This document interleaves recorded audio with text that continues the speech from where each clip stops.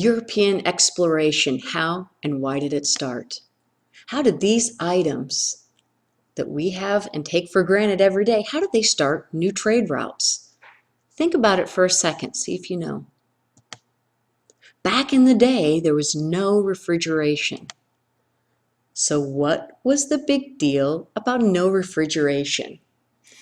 Well, the spices were used as food preservatives, and by the 1500s, Europeans came to the Spice Islands, and I'll show you where that is in a second, and they came in search of cloves and nutmeg. So what's the big deal about those? Well, it helped preserve the food. It helped them keep food that was starting to become rotten. It kept them fresh and make the taste better.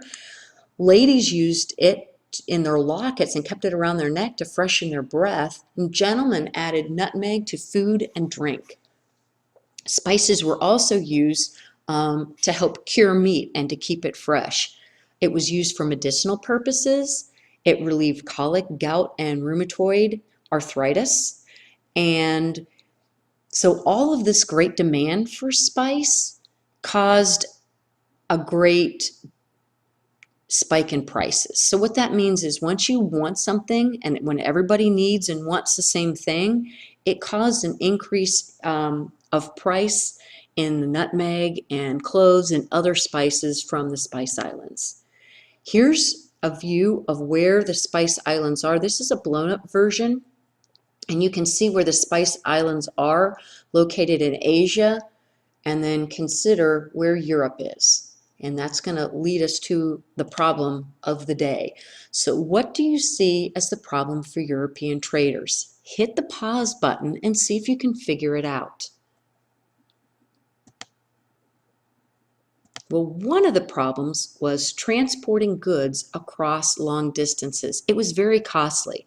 If we go back and look at the map here, you can see the Silk Road goes all the way through the heart of Asia.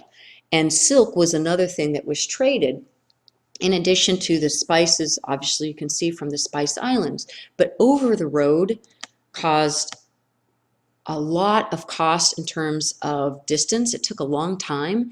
And additionally, if you're walking down the street with a big bag of money, what might happen? You might be robbed. Well, oftentimes these caravans were robbed. So it was a cost to send them, and it took a long time to get the goods that they were trading for. But these caravans, they'd go in groups for protection, but sometimes they were still robbed along the way anyway. Everyone along the way had to be paid. If you traveled through someone else's territory, they charged you. That cost you more money, and it increased the goods. So by the time the spices and goods reached Europe, they were at an extremely high price. Too many middlemen.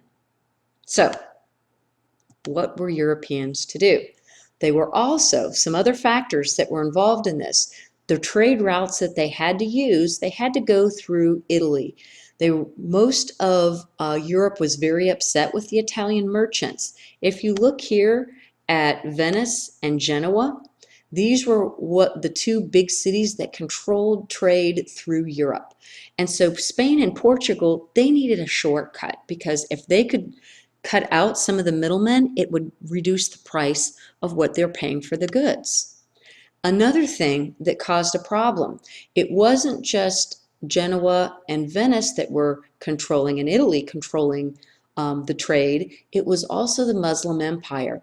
Sometimes they would not only charge a fee, but during the Crusades and the Holy War, Muslims cut off trade routes completely. And so that really increased the goods because there weren't any, or it would be these goods became short, and it's a short supply.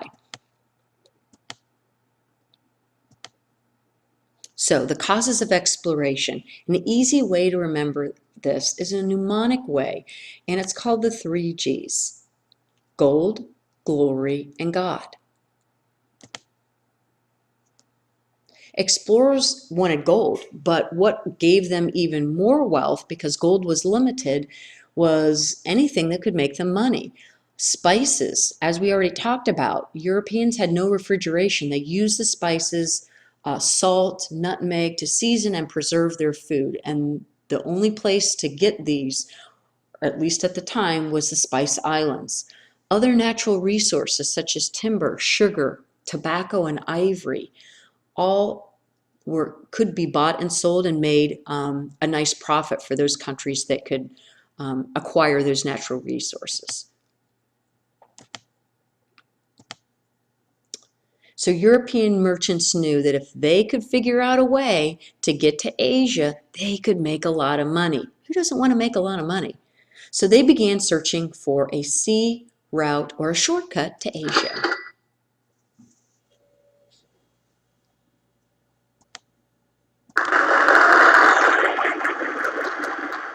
Again, by trading on closing off those lands and charging a fee, it didn't stop Europeans on the West Coast from their desire for wealth. They simply took another route and found a detour. The second G is glory. This idea came out of the Renaissance, and it's the idea of humanism. And there was a big focus on the arts, on what people could do, on individual achievement. And people were starting to show that if they really worked at it, they could come up with some pretty great inventions and innovations. One was the printing press. It's sort of like our idea of the cell phone now and the internet. It allowed for ideas to spread in mass quantity. And back then, everybody was very limited up to that point, but once they had the printing press, all of the ideas started to spread all over Europe and all over really the world. Individual kings wanted glory for their kingdoms, and competition began to spread. More land, you could require more land, you could get more resources. It allowed you to build a big empire and powerful kingdoms.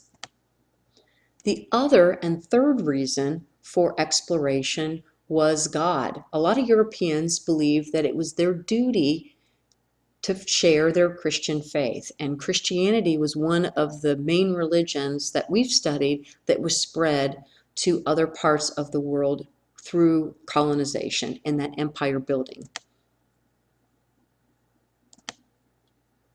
Finally, let me share with you Magellan's journal. We were 3 months and 20 days without getting any kind of fresh food. We ate biscuit, which was no longer biscuit, but powder of biscuits, swarming with worms. It stank strongly of the urine of rats. We drank yellow water that had been putrid for many days. We ate some ox hides that were covered the top of the main yard, which had become exceedingly hard because of the sun, the rain, and the wind. We left in the sea for 4 or 5 days and then placed them for a few moments on the top of the embers, and so ate of them. And often we ate sawdust from boards. Rats were sold for 1.5 ducato apiece. This was from the November 28th, 1520. Why would sailors put themselves through this and sail? It had to do with 3 G's: God, glory, and gold. Go ahead and fill out your organizer if you haven't already.